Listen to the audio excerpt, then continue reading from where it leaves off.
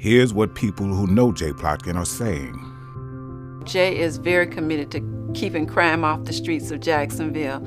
He's there, he's walked the streets, he knows the residents out in our communities. They know him, they feel comfortable calling him. And Jay has played a big role in trying to make sure that we are feeling comfortable with reporting crime and feeling safe in our neighborhoods.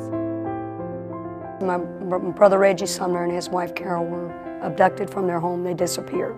And basically they were kidnapped by people that knew them and buried in a pre-dug hole and buried alive. And we couldn't ask for a better prosecutor. We couldn't ask for a better outcome. I mean, he laid it all out in the beginning, what his plan was, how he was going to approach it, and he followed it. He didn't back down. A statesman does things because they believe in it. A politician does it because they want to be elected. A statesman does it because it's going to better the community. A politician does it because it's an exercise in power. Jay is a statesman. On December 7, 2001, I responded to a robbery in progress at one of the local credit unions.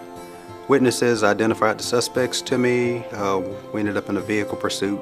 I was an on-duty police officer at the time. And suspects exited their vehicle using an automatic assault rifle.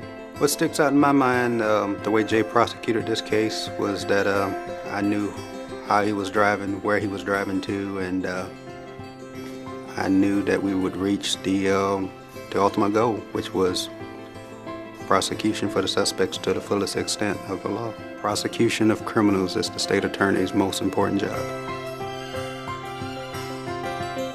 I never thought I'd graduate high school, nor did I ever think I was going to be any kind of responsible individual. My goals were set so low at that point. When I met him, you know, I would actually be in a jail suit and he would talk to me like a person. So for someone to sit down and talk to me that was polite and kind actually got my attention. He kind of took me under his wing as I was a youth in his program, which it felt more like a program because it seemed more like he was more about the rehabilitation. Rather than to put you away, he'll try and show you another way. You know, there's just so many little things that Jay did to make the process easier. You know, almost 10 years after the death of our daughter. In fact, I find it amazing that Jay, on the anniversary of our daughter's death, still calls me every year and says, you know, Steve, how's it going? I'm just checking in. I wanted you to know that I'm thinking about you today.